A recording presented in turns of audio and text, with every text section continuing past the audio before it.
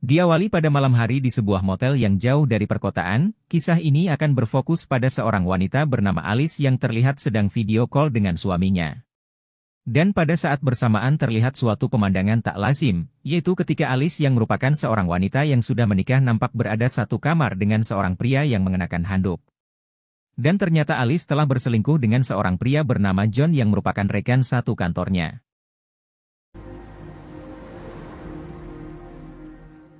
Dan inilah Night of the Hunted. Dalam perjalanan pulang sang suami kembali melakukan panggilan telepon karena khawatir dengan kondisi istrinya, namun Alice langsung menutup teleponnya begitu saja.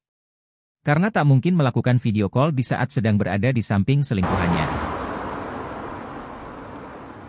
Karena bahan bakar sudah menipis, mereka pun berhenti di sebuah pom bensin yang berada tepat di jalanan yang sepi. Sambil menunggu John yang sedang mengisi bahan bakar, Alice pun masuk ke dalam toko atau minimarket untuk membeli segelas kopi dan beberapa camilan. Saat itulah John melihat papan reklame yang bertuliskan God is nowhere, yang artinya Tuhan tidak ada dimanapun. Di mana John merasa cukup lega karena jika kata-kata yang ada di papan reklame itu benar, maka perselingkuhannya dengan istri orang lain tidak akan diketahui bahkan oleh Tuhan sekalipun. Alice sendiri terlihat masih mencari-cari sesuatu yang ingin dia beli, di mana keanehan mulai disadari ketika Alice tidak mendengar atau melihat si penjaga toko. Tepat saat John sudah selesai mengisi bensin dan sedang menunggu di dalam mobil sambil mendengarkan musik, Alice yang berada di depan meja kasir pun langsung dibuat terkejut ketika dia menemukan bercak darah. Dan ketika dia akan kembali ke mobil lalu yang terjadi.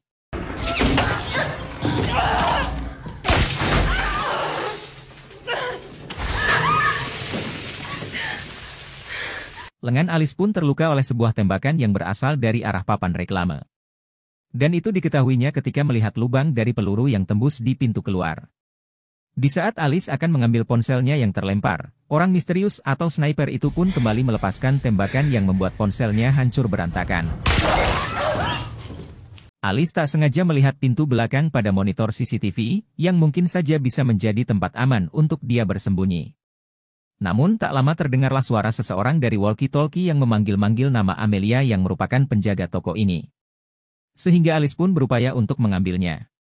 Dikarenakan si sniper masih mengawasinya, ia pun mengalihkan perhatian dengan cara melemparkan koko keran ke atas.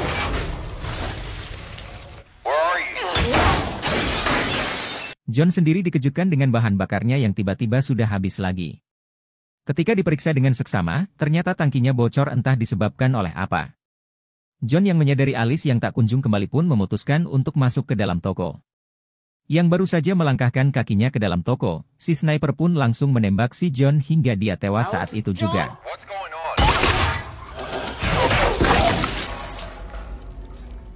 Karena walkie-talkie-nya sempat terlempar, Alice pun mencoba menggapainya menggunakan kain pel. Setelah berbicara diketahui bahwa pria di walkie-talkie ini mengaku sebagai suami dari sepenjaga toko.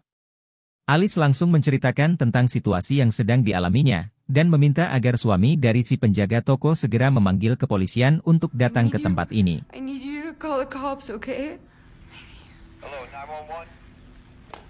Alice akhirnya bisa bernafas lega, setelah dia berhasil menghubungi kepolisian yang katanya akan datang dalam waktu 15 menit lagi. Namun alangkah terkejutnya saat Alice baru menyadari jika pria yang sedang berkomunikasi dengannya saat ini bukanlah suami dari si penjaga toko, melainkan si sniper yang sedang memburunya. It's my colleague. That blew his head off.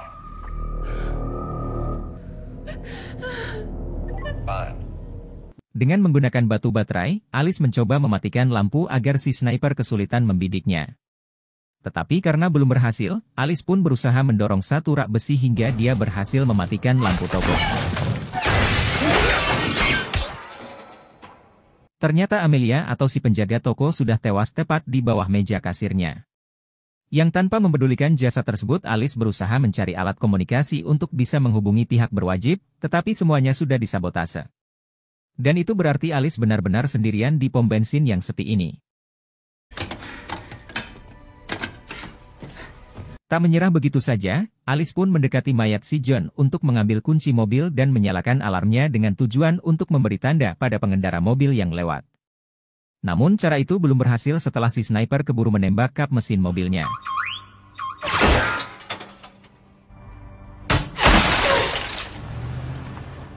We seem to be stuck, you and me. Alice pun bertanya pada dirinya sendiri, entah siapa sniper misterius ini, apakah orang iseng atau psikopat, atau apakah orang suruhan suaminya yang diutus untuk memberi pelajaran kepada dia dan selingkuhannya. Entahlah, Alice hanya fokus untuk mencari cara supaya bisa keluar dari situasi ini. Dan yang pertama kali dia harus lakukan adalah mengobati lengannya yang tertembus peluru menggunakan beberapa obat yang tersedia di toko tersebut.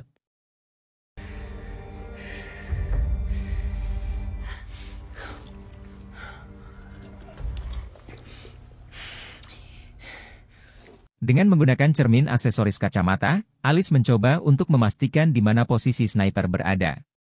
Bersamaan dengan itu, muncullah sebuah mobil dengan seorang pria yang masuk memanggil-manggil nama Amelia si penjaga toko, sehingga Alice segera menyuruhnya untuk merunduk agar si sniper tidak menembaknya.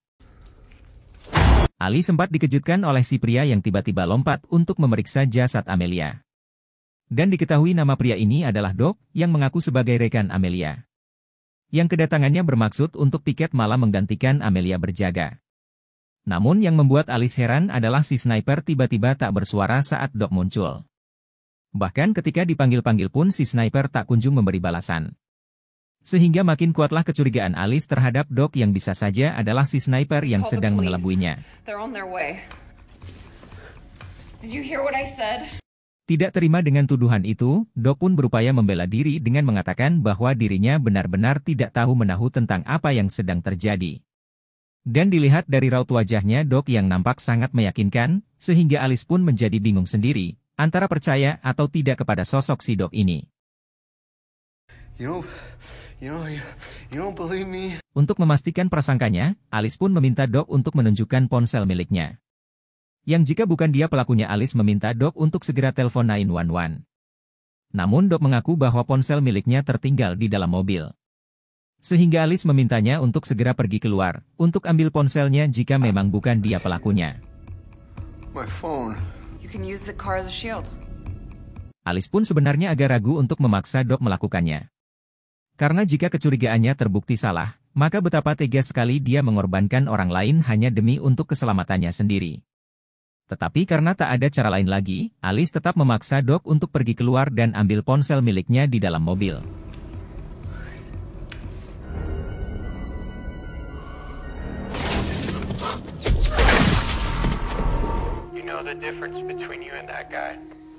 Sungguh betapa salahnya keputusan dan kecurigaan Alice terhadap Doc. Yang ternyata bukanlah seperti apa yang dituduhkan. Sehingga sekarang Alice kembali harus sendirian di dalam toko ini. Setelah Doc mati tertembak oleh si sniper, yang tak lama si sniper pun kembali berbicara melalui walkie-talkie untuk mengatakan bahwa Alice telah bertanggung jawab atas hilangnya nyawa satu orang tak bersalah.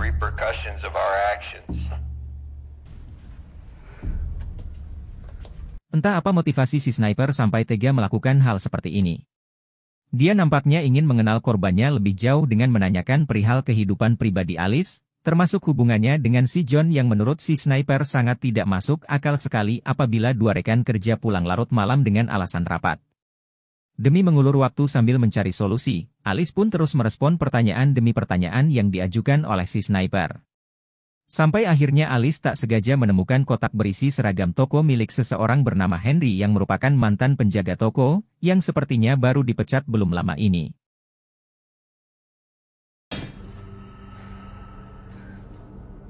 Di situ pula Alice menemukan benda lain seperti foto Henry sedang memegang senapan dan sebuah buku berjudul The Camp of the Saint.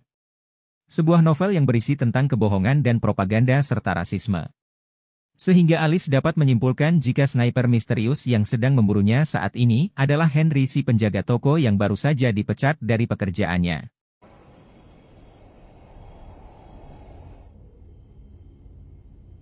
Alice tak sengaja melihat ke arah rak yang menyimpan banyak payung, sehingga dia terpikir untuk membuat si sniper terkecoh dengan cara membuka semua payung tersebut agar dirinya bisa bergerak lebih leluasa.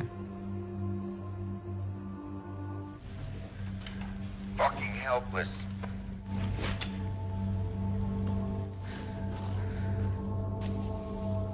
Ready or not, here I...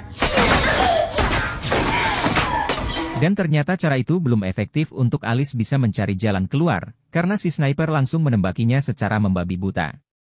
Untungnya Alice berhasil selamat dan mencoba merusak gembok pintu belakang menggunakan tabung apar.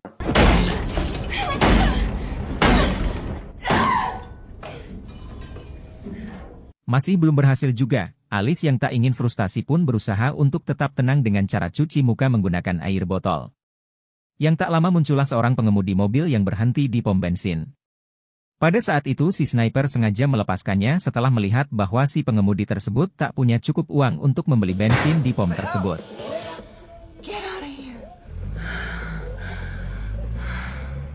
Menyadari si sniper tidak membunuh pengendara barusan, Alice pun beranggapan jika si sniper ternyata masih punya hati nurani dengan tidak membunuh seseorang yang tidak punya uang. Sehingga Alice pun mencoba untuk membuat si sniper menjadi simpati terhadapnya.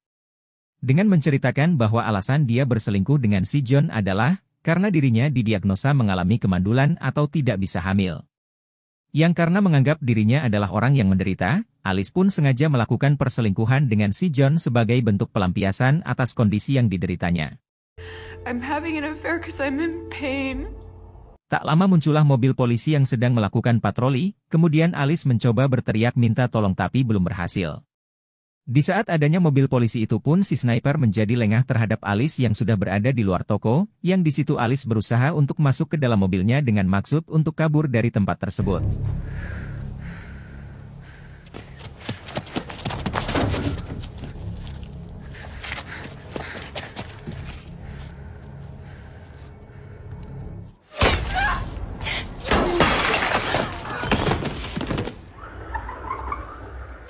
Tetapi Alice justru langsung ditembak oleh sniper yang mengenai bagian pahanya.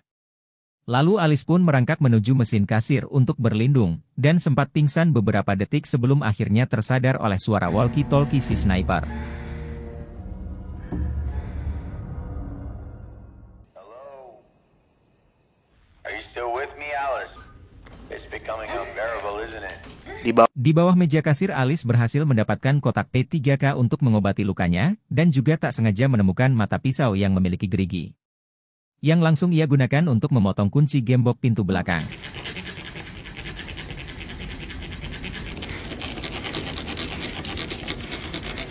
Di saat itulah muncul pengemudi lain yang berhenti untuk mengisi bensin.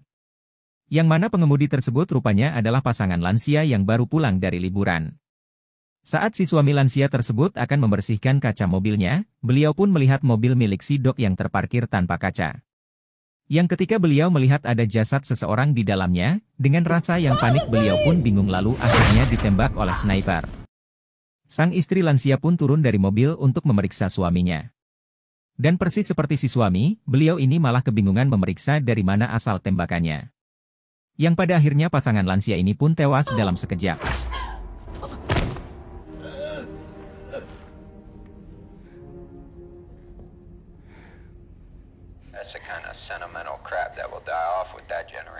Tak diduga masih ada seorang gadis kecil di dalam mobil, yang ternyata merupakan cucu dari kedua lansia ini. Di mana si bocah pun keluar dari dalam mobilnya untuk membangunkan kakek dan neneknya, dan di sini terlihat si sniper kembali menunjukkan sisi lain dari dalam dirinya dengan tidak langsung membunuh bocah tersebut.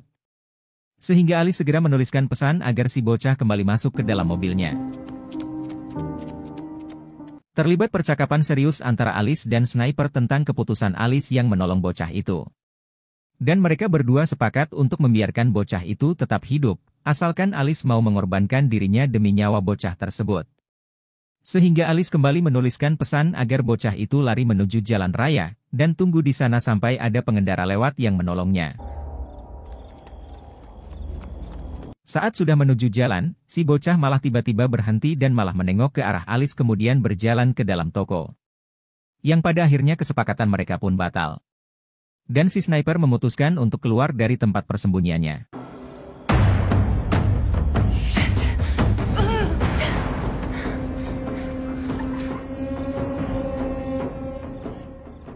Sadar jika si sniper akan mendatanginya, Alice pun bergegas memotong kunci gembok menggunakan pisau bergerigi yang ditemukannya.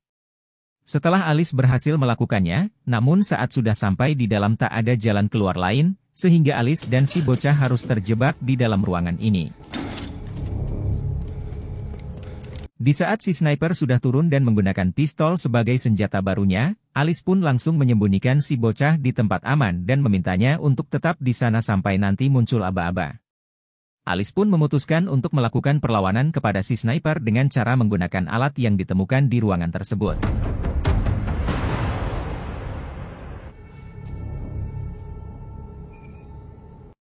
Tak lama si sniper pun berhasil masuk ke dalam toko, dan mulai bersikap seperti seorang psikopat yang memanggil-manggil nama korbannya supaya terpancing untuk keluar. Dikarenakan Alice dan si bocah tidak menjawab panggilan si sniper tersebut, lalu akhirnya memeriksa di area dalam toko. Tak luput tiap sudut dalam toko diperiksa oleh si sniper, serta melihat para korban-korban yang telah ditembaknya. Dan ketika si sniper akan menuju pintu belakang, si sniper langsung kesakitan saat Alice menyerangnya dari belakang.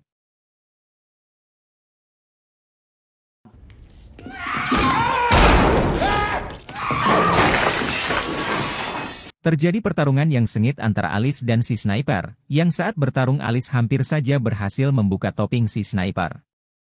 Namun karena power keduanya berbeda jauh, Alice harus tertembak di bagian perut hingga dia terjatuh dan tersungkur di lantai.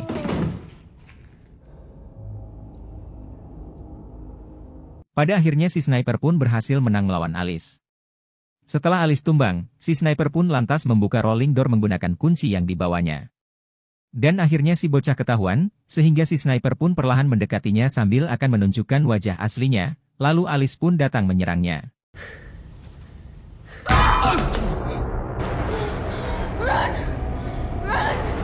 Alice yang kini sudah sekarat rupanya masih punya sisa-sisa tenaga untuk menyelamatkan si bocah.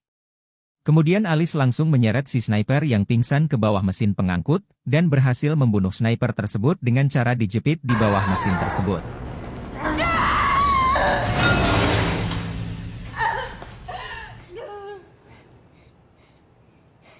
Saat matahari sudah terbit, Alice akhirnya pun menghembuskan nafas terakhirnya di samping jasad si sniper. Sedangkan si bocah kecil sendiri menjadi satu-satunya anak yang selamat dalam kejadian ini, dan kemudian bocah itu pun lari ke jalan untuk mencari bantuan.